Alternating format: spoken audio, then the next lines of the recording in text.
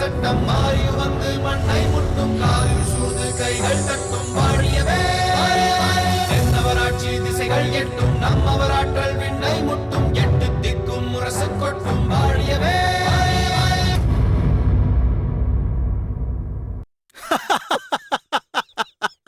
நான் எவ்வளவு அச்சத்தோடு இதை பற்றி சொல்லிக் கொண்டிருக்கிறேன். எந்த கவலையும் இல்லாமல் இப்படி சிரித்துக் கொண்டிருக்கிறீர்களே. பெருந்தேவி, நீ எதை நினைத்து இப்படி அச்சப்படுகிறாயோ அது ஒருபோதும் நடக்காது. அப்படி நடப்பதற்கான சாத்தியமே இல்லை. ஏன் சாத்தியமில்லை? நான் சொல்வதன் அருமை உங்களுக்கு இப்போது புரியாது. ஒரு நாள் அந்த வைத்தியரை மணந்து கொண்டு அவரோடு வாழ்வதை தவிர எனக்கு வேறு வழியே இல்லை என்று கூறிக்கொண்டு வந்து நிற்பாள். அப்போதுதான் இந்த பெருந்தேவி சொன்னது எவ்வளவு உண்மை என்று நீங்கள் புரிந்து கொள்வீர்கள். தாமரையே ஒரு நாள் உன்னிடம் வந்து தன் கண்களை கசக்கிக் கொண்டு, அண்ணி அண்ணி, நான் அந்த வைத்தியரை மணந்து கொள்வதென்பது ஒருபோதும் நடக்காது. அந்த வைத்தியனுக்காக நான் உங்களிடம் பேசியதெல்லாம் அசட்டுத்தனம், என்னை மன்னித்து விடுங்கள் என்பாள். அப்போது உன் கணவன் கூறியது எவ்வளவு உண்மை என்று நீ புரிந்து கொள்வாய். என்ன இப்படி பேசுகிறீர்கள்? பெருந்தேவி, நான் எதற்காக என் நேரத்தை வீணடிக்கிறாய்? சற்று நேரம் படுத்து ஓய்விடும். குழப்பங்கள் எல்லாம் தீரும். நான் பிறகு வந்து பார்க்கிறேன்.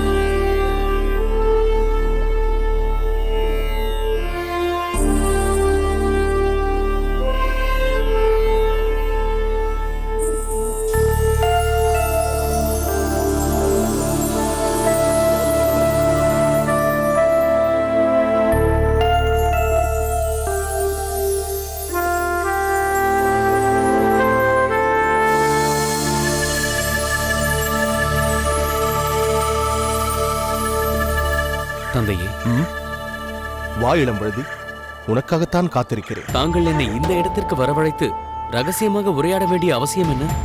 நீ உன்னுடைய ரகசியத்தை மறைக்க தெரியாமல் எல்லோரிடமும் சொல்லிக் கொண்டிருக்கிறாயே, அதனால் தான் இந்த நிலை ஏற்பட்டது. தாங்கள் எதை பற்றி சொல்கிறீர்கள் என்று புரியவில்லை. நான் நேரடியாகவே அதை பற்றி கேட்கிறேன் இளம்பழுதி. நீ உன் அத்தையாரிடம் உன் காதலை பற்றி சொல்லி அது நிறைவேற நீ அவரிடம் வேண்டினாயா? அது சிறு வயதிலிருந்தே எனது சிறிய விருப்பங்களை கூட நான் அவரிடம் சொல்லி நிறைவேற்றிக் கொண்டதுண்டு. உங்களுக்கே தெரியும், தாயாரிடமோ தங்களிடமோ நேரடியாக கூற முடியாததை கூட நான் அவரிடம் உரிமையோடு கூறி பெற்றுக்கொள்வேன். அப்படித்தான் இதையும் சொன்னேன். நீ அவரிடம் சொல்லியது தவறு என்று நான் சொல்லவில்லை. சொல்லிய விஷயம்தான் தவறு என்று நான் கூறுகிறேன். நீ ஓவியமாக திரைச்சீலையிலே வரைந்திருக்கும் பெண்ணும், காவியமாக உனது மனத்திரையிலே வரைந்திருக்கும் பெண்ணும் தாமரைதானே? அந்த தாமரையைத்தான் செழியனுக்கு இருங்கோவேள் மனம் முடித்து தரப்போகிறான். தான் அவளை மணந்து கொள்ளப் போவதால் பாண்டிய நாட்டிற்கும் தனக்கும் எந்த சம்பந்தமும் இல்லை என்று செழியன் மடல் அனுப்பியிருப்பதும், அதனால் அவனை மீட்கச் சென்ற நமது படைத்தலைவன் மணிமாறன் என்ன செய்வதென்று தெரியாமல் குழப்பமடைந்து சோழ நாட்டிற்கு சென்றதும் உனக்கு தெரியும் அல்லவா? தெரியும் தந்தை. சிறைப்பட்டு சென்ற இடத்தில் தாமரையிடம் மனதை பறிகொடுத்து விட்டான் செழியன் என்று நினைத்துக் கொண்டிருக்கிறாய் இல்லையா? ஆமாம். ஆனால் அதற்கு முன்பே அவளை பற்றி செழியனிடம் சொல்லி தாமரையை பற்றிய ஆசையை செழியன் மனதில் தூண்டிவிட்டவனே நான் தான் என்பது உனக்கு தெரியுமா? இல்லை இல்லை, அப்படி இருக்கவே முடியாது. தாங்களின் மனதை மாற்றுவதற்காக இப்படி சொல்கிறீர்கள் என்று நினைக்கிறேன். இப்போதுள்ள உனது மனநிலையில் இப்படி ஒரு சந்தேகம் ஏற்படுவது உனக்கு இயல்புதான். ஆனால் நான் எதற்காகவும் எப்போதும் பொய் சொல்லாதவன் என்பது உனக்கு தெரியும். என்னுடைய நண்பர்களுக்கு நடுவில் அதுவே எனது பலம். என்னுடைய பகைவர்களுக்கு நடுவில் அதுதான் எனது பலவீனம். ராஜதந்திரம் என்ற பெயரில் சூழ்ச்சிகள் புரிவதில் எனக்கு ஈடுபாடு கிடையாது. எதையும் நேரடியாக சொல்பவன் என்பதால் தான் எனது ஆட்சி அமைதியாக நடக்கிறது. மற்றவர்களிடமே அப்படி இருக்கும் நான் பெற்ற பிள்ளையிடமா ஒன்றை மாற்றிச் சொல்வேன். நீ தாமரையை எப்போது பார்த்தாய், எங்கு பார்த்தாய், இதெல்லாம் எனக்கு தெரியாது. ஆனால் ஒரு சில மாதங்களுக்கு முன்புதான் நீ தாமரையை பார்த்திருக்கிறாய், இல்லையா? ஆமாம். அதற்கு பிறகுதான் அவளை ஓவியமாக நீ வரைந்தாய், அப்படித்தானே? ஆமாம். அந்த ஓவியம் இன்னும் உன் அந்த புறத்தில் தான் இருக்கிறது, சரிதானே? ஆமாம். இதோ இந்த ஓவியம் சில வருடங்களுக்கு முன் இருங்கோவேள் சில வேளிர்களோடு கரிகாலரை தாக்க முயன்று தோற்றுவிட்டு நாட்டிலிருந்து காட்டுக்குள் போனானே, அதற்கு முன்பு வரையப்பட்ட ஓவியம் இது. செழியனுக்கு மனம் முடிக்க வேண்டும் என்று அமைச்சர் அறிவுடை நம்பி விரும்பிய போது இருங்கோவேளுக்கு செய்தி அனுப்பி நான் வரவழைத்த ஓவியம். இதில் இருப்பது யார் என்று நீயே பார்.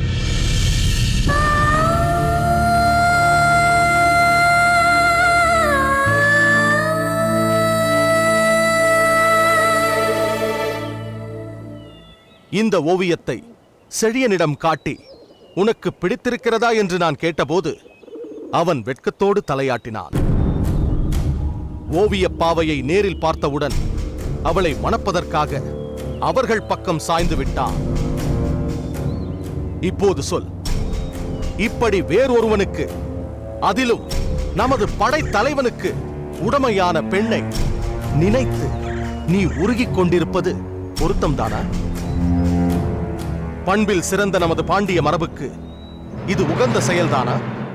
தந்தையே, செழியன் அப்படி தங்களுக்கு துரோகம் செய்துவிட்டு தன்னை சிறைப்படுத்தியவன் தங்கையை மணக்க சம்மதிப்பானா என்ற சந்தேகம் உங்களுக்கே இருக்கிறதென்று எனக்கு மிக நன்றாக தெரியும்.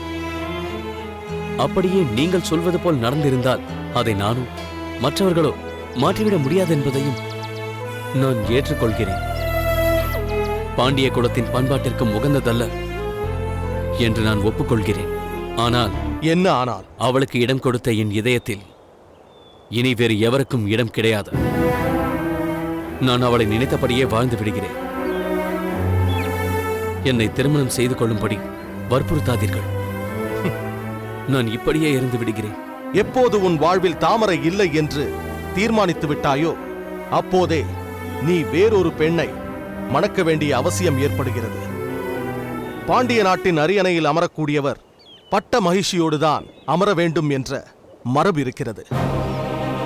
நாம் நமக்காக வாழ்கிறோமோ இல்லையோ, நம் நாட்டு மக்களுக்காக நமது ஆசைகளை துறந்துதான் வாழ வேண்டும். மன்னன் எவ்வழியோ மக்களும் அவ்வழியே என்று சொல்வதற்கேற்ப நாம் எப்படி வாழ்கிறோமோ அப்படித்தான் நமது ஆட்சிக்குட்பட்ட மக்களும் இருப்பார்கள். அப்படித்தான் மக்கள் இருக்க வேண்டும். நாம் ஒரு சிறு தவறு செய்தால் கூட அது நம்மோடு போகாது, நம் நாட்டு மக்களையும் பாதிக்கும். இப்பொழுது சோழ நாட்டிற்கும் பாண்டிய நாட்டிற்கும் ஏற்பட்டிருக்கக்கூடிய இந்த திருமண உறவுதான் இரு நாட்டிற்கும் இடையில் ஏற்படக்கூடிய பாலத்தை போன்றது. நம்முடைய ஆசாபாசங்களுக்கு முக்கியத்துவம் கொடுத்து அவற்றை தகர்த்து விட்டால் நம் எதிர்கால சந்ததியருக்கு அது ஒரு மோசமான விளைவை ஏற்படுத்திவிடும். இதை நீ நினைவில் வைத்துக்கொள். தந்தையே, என் நிலையையும் சற்று யோசித்து பாருங்கள். அனைத்தையும் யோசித்துதான் சொல்கிறேன். பரந்த பாண்டிய நாட்டை வாழ வைக்கும் பொறுப்பிலிருந்து நழுவப் போகிறாயா? உன்னை பற்றிய சிந்தனை இல்லாத ஒரு பெண்ணிற்காக உன்னை பற்றியே நினைத்துக் கொண்டிருக்கும் எங்களை எல்லாம் உதறி தள்ளிவிட்டு நீ போகப் போகிறாயா? மற்றொருவனை மணந்து கொள்ள போகும் ஒருத்தியை நினைத்துக் கொண்டு சோழ பாண்டியர் இணைந்து உலக அரங்கில் தமிழகம் உயர்ந்து நிற்கப் போவதை நீ தடுக்கப் போகிறாயா? நீ கொண்ட பிடிவாதம் பெரிதா, இல்லை பறந்து விரிந்த பாண்டிய நாட்டின் எதிர்காலம் பெரிதா? இதை நீயே தீர்மானித்துக் கொள்.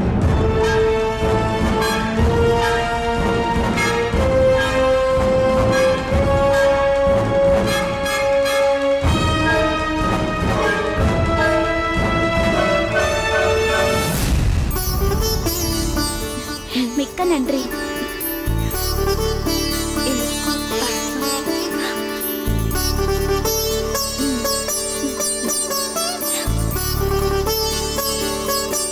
நன்றி அம்மா. இது உனக்கு. அம்மா, என்னடி இன்று என்ன விசேஷம்?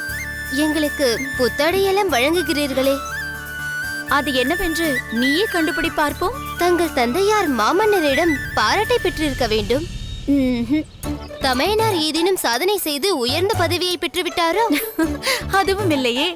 ம், நீங்கள் நினைத்த காரியம் மீது வெற்றியடைந்திருக்க வேண்டும், அப்படித்தானே? போதும், நிறுத்தடி. இன்று என் பிறந்த நாள். அக்கா, இது எத்தனையாவது பிறந்த நாள்? ஆஹா, அது சரி. கருங்குழலி அவ்வளவு எளிதில் தன் வயதை சொல்லிவிடுவாளா என்ன? என் அண்ணன் இங்கு இருந்தால் எனது பிறந்த நாளை மிக சிறப்பாக கொண்டாடி இருப்பார். ஏ, பாருங்கள். நில்லுங்கள். கருங்குழலி, இந்த பூவை பெற்றுக்கொள். எதற்கு? இன்று உன் பிறந்த நாள் அல்லவா? அதற்கு வாழ்த்து தெரிவித்து என்னுடைய அன்பின் அடையாளமாக இதை உனக்கு தருகிறேன். நான் உன்னிடம் வந்து என் பிறந்த நாளை பற்றி சொன்னேனா? சொல்லாவிட்டால் என்ன, என் உயிரானவளுக்கு வாழ்த்து தெரிவிக்க கூடாதா? அதைவிடு, என் அண்ணன் இங்கு இல்லையே இந்த விழாவை கொண்டாட என்று நீ வருத்தப்பட்டுக் கொண்டிருக்கிறாய். உன் அண்ணன் இல்லை என்றால் என்ன? உன் காதலன் நான் இல்லையா? எனக்கு மட்டும் இன்று உன் பிறந்தநாள் என்பது முன்பே தெரிந்திருந்தால் இந்த அரண்மனையை விழா கோலம் கொள்ளும்படி பிரம்மாண்டமாக செய்திருப்பேனே கருங்குழலி. ஏன் இப்படியெல்லாம் பேசிக் கொண்டிருக்கிறாய்? காதல் என்ற உன்னதமான சொல்லை உன் வாயால் உச்சரித்து அதை களங்கப்படுத்தாதே. நடக்கவே முடியாத கற்பனைகளை பேசி நேரத்தை வீணாக்காதே. போய்விட. இந்த பூவை பெற்றுக்கொள், நான் போய்விடுகிறேன். எனக்கு அது தேவையில்லை. ஒரு பூவே இந்த பூவை வேண்டாம் என்று சொல்லலாமா? உன் சேவை யாருக்கு தேவை என்கிறார்களோ அங்கே கொண்டு செல். இனி நான் வாழ்நாள் முழுக்க உனக்கு தான் சேவை செய்ய போகிறேன். அதனால் இதை பெற்றுக்கொள். நான் தான் அது தேவையில்லை என்கிறேனே. நான் தான் நீ இந்த பூவை பெற்றுக்கொள்ளாமல் செல்ல மாட்டேன் என்கிறேனே. இப்பொழுது என்ன? நான் இதை வாங்கிக் கொள்ள வேண்டும், அவ்வளவுதானே? ஆமாம், ஏனென்றால் இது என் காதல் பரிசு அல்லவா? ஓ, அப்படியா? அன்பரே, அந்த காதல் பரிசை தாருங்கள். பெற்றுக்கொள் என் காதலியே.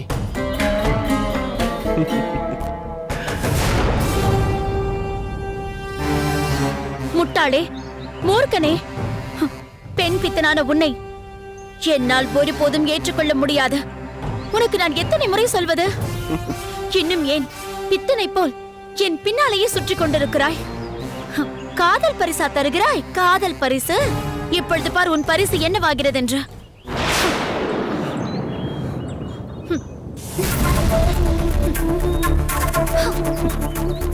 போ கருங்குழலி, போ. நான் கொடுத்த பூவையா நசுக்கி விட்டு செல்கிறாய்? உன்னை நான் மணக்காமல் விடமாட்டேன். நான் நினைத்ததை முடித்தே தீர்வேன்.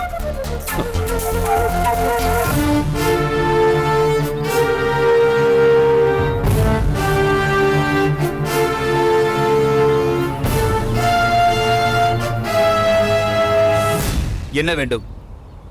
மங்கம்மா இருக்கிறாரா? நீ யார்? நான் யார் என்று உனக்கு தெரியாதா? தெரியாது. நாங்கள் இருவரும் இங்கு புதிதாக பணியில் சேர்ந்திருக்கிறோம். முத்துநகை வந்திருக்கிறாள் என்று சொல். நான் உடனே பார்க்க வேண்டும் என்று சொன்னதாக மங்கம்மாவிடம் போய் சொல். சற்று பொறுங்கள்.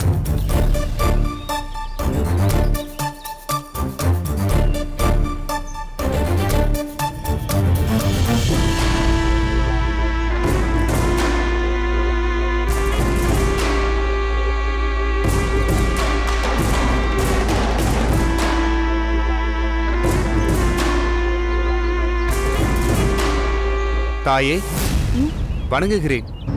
என்ன? யாரோ முத்துநகையாம். உங்களை உடனே பார்க்க வேண்டும் என்கிறார். தங்கள் பெயரை சொல்லி குறிப்பிடுகிறார். அவ்வளவு ஆணவம் அவளுக்கு? என்னிடம் அவளுக்கு என்ன பேச்சு? பார்க்க முடியாதென்று போய் சொல். ஏன் முடியாது?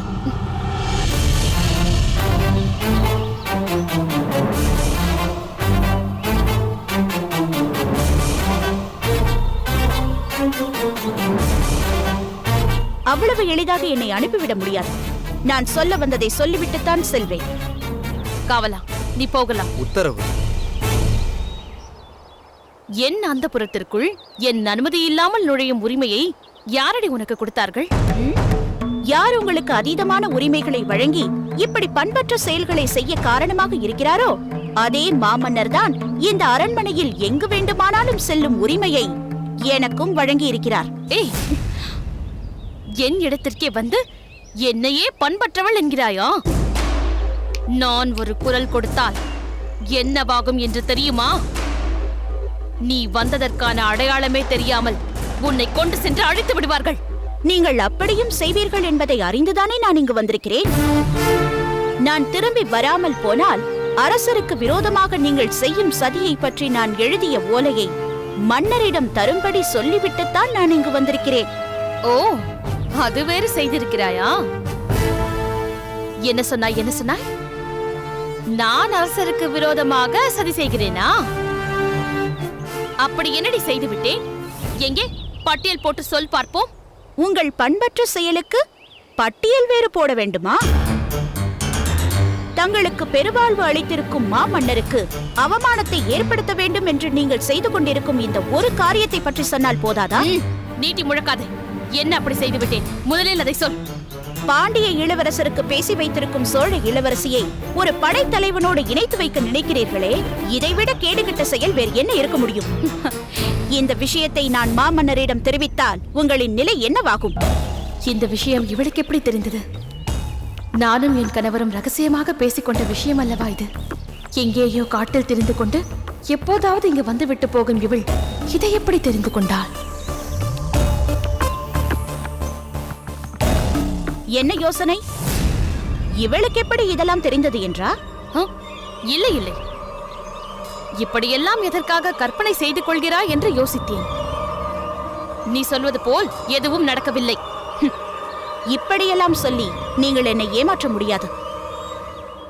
இதை நீங்கள் எப்பொழுது, எங்கு, யாரிடம் கலந்து பேசினீர்கள் என்பது வரை நான் அறிவேன். ஆமாம், அது என் திட்டம்தான். இதோ பார், இது எங்கள் குடும்ப விவகாரம். இதை பற்றி பேசவோ விவாதிக்கவோ உனக்கு எந்த உரிமையும் கிடையாது. நீ இதில் தலையிடாதே. இது உங்கள் குடும்ப விவகாரமாக இருந்தால் நான் ஏன் தலையிடப் போகிறேன்? இது சோழ நாட்டின் மான பிரச்சனை. பாண்டிய இளவரசனை நிராகரித்து ஒரு படைத்தலைவனோடு ஓடிவிட்டால் சோழ நாட்டு ராஜகுமாரி என்று தெரிந்தால் சோழ மன்னர் தலைகுனிய மாட்டாரா? பாண்டிய மன்னர் கொதித்தெழ மாட்டாரா? இரு நாடுகளுக்கும் இடையே பகை மூளாதா? அந்த பகை நெருப்பில் குளிர்காயலாம் என்பதற்காகத்தானே நீங்கள் இப்படியெல்லாம் செய்கிறீர்கள்? உங்கள் சதி செயலுக்கு மலர்கொடி பலியாக நான் விடமாட்டேன். நீ என்ன விடுவது? மலர்கொடி மணிமாறனை காதலிக்கிறாள். நான் அந்த காதலை நிறைவேற்றி வைக்கிறேன், அவ்வளவுதான். உனக்கு ஏதாவது கேட்க வேண்டும் என்றால் அந்த மலர்கொடியிடம் சென்று கேள். என்னையே இதில் இழுக்கிறாய்? சிறு பெண்ணான அவள் தவறு செய்தால் பெரியவர்களான நீங்கள் தான் புத்திமதி சொல்லி திருத்த வேண்டும். அதை விட்டுவிட்டு எரியும் நெருப்பில் எண்ணெயை வார்ப்பது போல் மேலும் மேலும் அவளை தூண்டிவிட்டு அவள் வாழ்வை வீணாக்க பார்க்கிறீர்களா?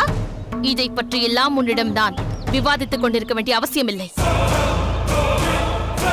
மன்னரின் நேர் வாரிசு அல்லாத அவளுக்கு நீ வந்து வாதாட வேண்டிய அவசியமும் இல்லை. அப்படி பார்த்தால் நீங்கள் கூடத்தான் மன்னருக்கு உடன் பிறந்த சகோதரி இல்லை? அதற்காக மன்னர் உங்களிடம் பேதம் காட்டவில்லையே. சகல அதிகாரங்களையும் தான் தந்திருக்கிறாரே. அதை சரியான முறையில் பயன்படுத்தாமல் மீண்டும் மீண்டும் உங்கள் கணவரை போல் நீங்களும் சதித்திட்டங்களையே போட்டுக் கொண்டிருக்கிறீர்கள். இப்படியே போனால் இதன் விளைவு உங்கள் கணவர் இருக்கும் பக்கத்து சிறையிலேயே நீங்களும் போய் இருக்க வேண்டிய நிலை வரும் என்பதை நினைவில் வைத்துக் கொள்ளுங்கள். எனக்கா எச்சரிக்கை செய்கிறாய்? நான் நினைத்ததை முடித்து அதற்கு காரணம் நீதான் என்று அனைவரையும் நம்ப வைத்து உனக்கு தண்டனை கிடைக்கும்படி செய்கிறேன் பார். நாட்டிற்காக காட்டில் வாழ்பவள் நான். இது போன்ற மிரட்டலுக்கெல்லாம் ஒருபோதும் அஞ்ச மாட்டேன். நீங்கள் போடும் சதி திட்டத்திலிருந்து மலர்கொடியை மீட்டு சோழ நாட்டின் மானத்தை காப்பாற்றுவேன். உங்கள் சுயரூபத்தை அனைவரும் அறியும்படி செய்வேன். இல்லையே இந்த முத்துநகை ஒரு வீர தமிழச்சி அல்ல.